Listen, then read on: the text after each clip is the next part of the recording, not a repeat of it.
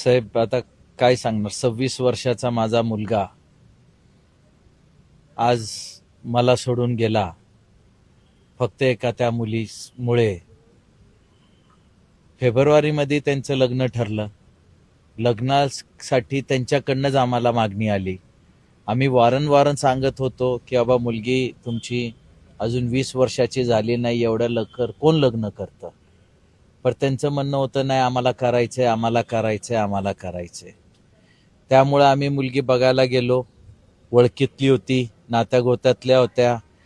मुलगी बघून डिसाईड झाला, साखरपुडा झाला. साखरपुडा झाल्यापासनं हर 8-10 दिवसात त्यांच्या काही ना काहीतरी गोष्टीवर त्या पोरी चिडायच्या.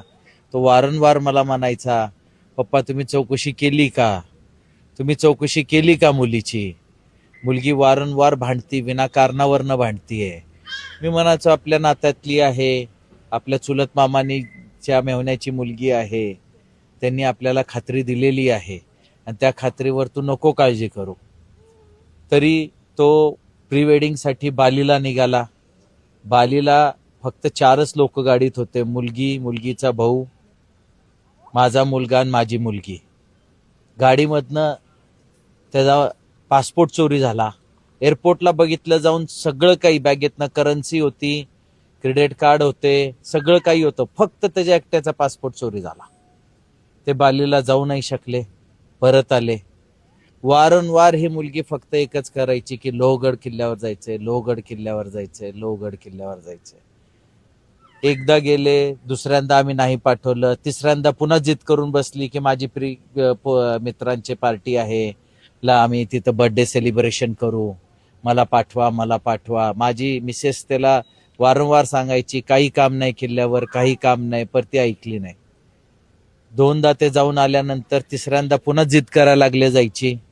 18 तारखेला सकाळी तो 8:20 सुमारेस घरनं निघाला. तो तिथं पोचला. 11:15 वाजता माझ्या मिसेसला त्याच्या आईचा फोन आला की तुमचा मुलगा किल्ल्यावरनं पडला आणि तुम्ही गडावर पोचा. आम्ही तिथं पोचलो. पोचायच्या अगोदर पोलीस होते, स्थानिक लोक होती मदत करायला. त्या लोकांनी सगळी मदत केली, त्याला खूप वरनं काढून आणला. त्यांचा खूप खूप आभार.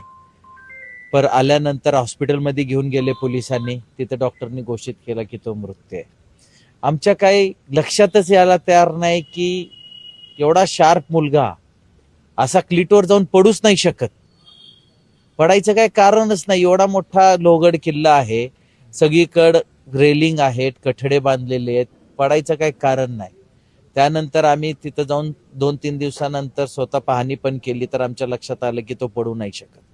मग आम्ही आणि पोलिसांनी सगळी इन्व्हेस्टिगेशन केली. इन्व्हेस्टिगेशनमध्ये खूप काही सत्य बाहेर आलंय.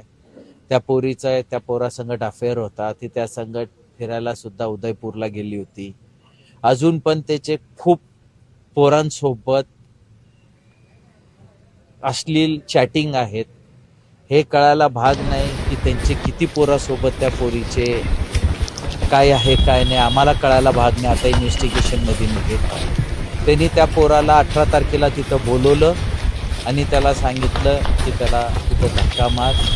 त्याप्रमाणे त्या दोघांनी मिळून माझ्या पोराचा धक्का मारून खून केला. मी आता फक्त न्यायमूर्तीसमोर आणि सगळ्या समाजाच्या आणि सगळ्या दुनियांसमोर माझ्या पोराच्या न्यायासाठी सगळ्यांशी भीक मागतोय की त्याला न्याय भेटावा. माझा मुलगा तर आज आम्हाला सोडून 26 वर्षाचा निघून गेला. फक्त त्याच्या न्यायासाठी आज मी सगळ्यांसमोर फिरतोय आणि माझी सगळ्यांना विनंती आहे, कृपया त्याच्या न्यायासाठी लोकांनी पुढे यावे आणि माझी मदत करावी. धन्यवाद.